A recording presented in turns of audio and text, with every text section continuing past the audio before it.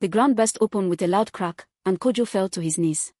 "Stop digging," he shouted, his voice filled with fear. But the young men didn't stop.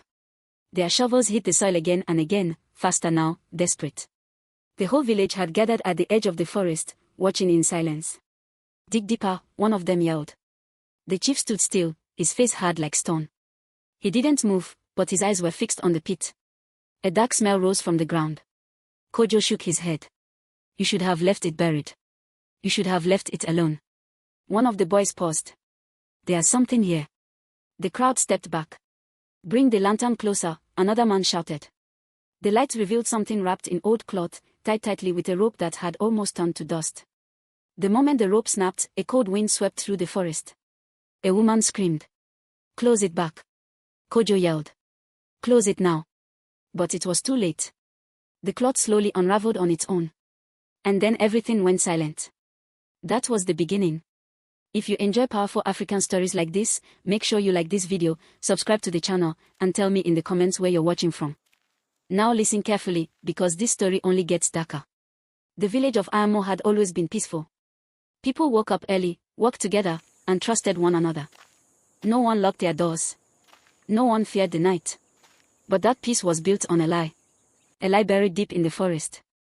And now, it was awake. The first person to notice something was wrong was Tond.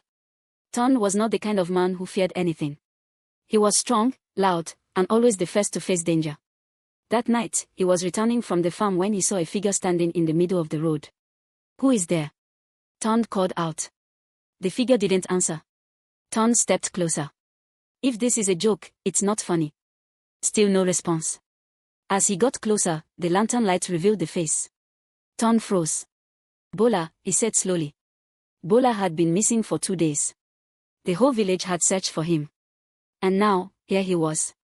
Standing still. Silent. "Tond," Bola finally said. Relief rushed through Tond. "Where have you been? Everyone is looking for you." But Bola didn't move. "I was waiting," he said. "Waiting for what?" Tond asked. Bola's head tilted slightly. "For you." Before Tond could react, the lantern went out. The next morning, Tond was found lying on the same road. Dead. No wounds. No blood. Just fear frozen on his face.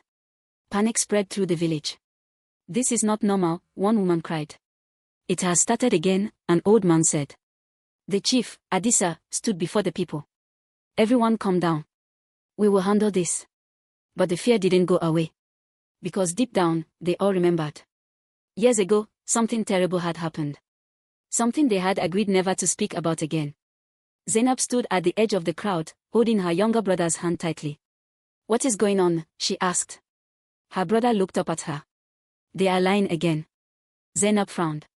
"What do you mean?" Before he could answer, Kojo stepped forward. "We cannot keep hiding this," he said loudly. "The more we hide it, the stronger it becomes." Chief Adisa turned sharply.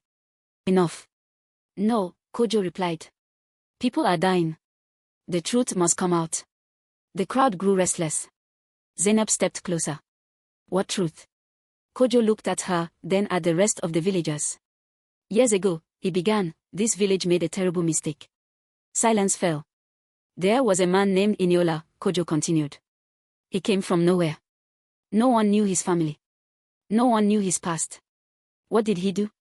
Zainab asked. "At first, nothing," Kojo said. "He was quiet. Kept to himself. But strange things began to happen after he arrived." "Like what?" someone asked. "Crops failed. Animals died. Children fell sick." The villagers exchanged nervous looks. And instead of finding the truth, Kojo said, the village chose fear. Zainab's voice dropped. "What did they do to him?" Kojo looked down. "They accused him of bringing evil." "And was it true?" she asked. Kojo shook his head slowly. "No." A heavy silence followed. "They beat him," Kojo continued. "They dragged him into the forest."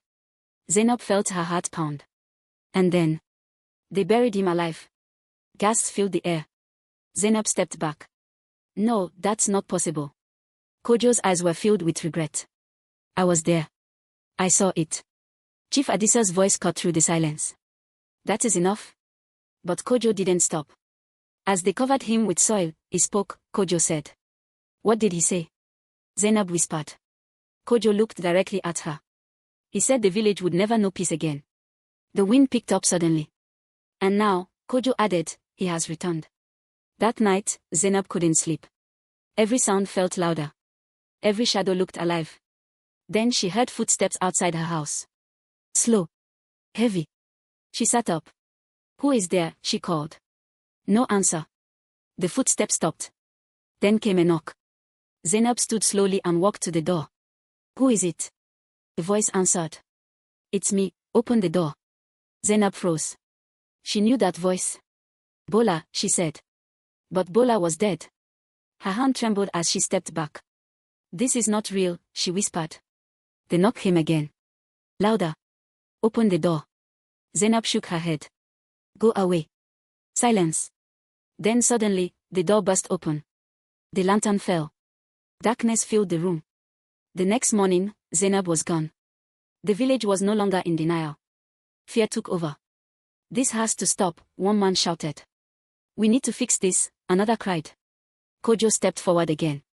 There is only one way. All eyes turned to him. We must return to where it started, he said. The forest, someone whispered. Kojo nodded. We must face what we buried. Chief Adise finally spoke. And if we fail? Kojo's voice was calm but heavy. Then no one will survive. That evening, a group of men and women entered the forest. The air was thick. The silence was heavy. This place feels wrong, one of them said. Keep moving, Kojo replied. They reached the clearing. The ground was already open. The same pit. The same cloth. But this time, it was empty. A voice echoed behind them. You came back. They turned.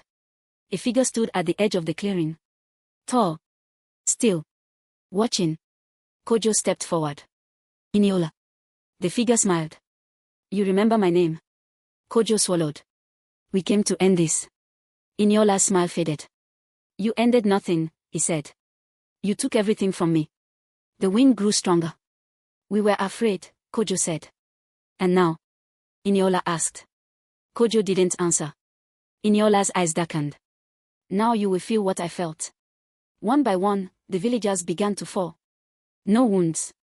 No screams. Just fear. Kojo dropped to his knees. Please. Iniola stepped closer. Too late. The forest went silent again. By morning, the village of Ayamu was empty. No voices.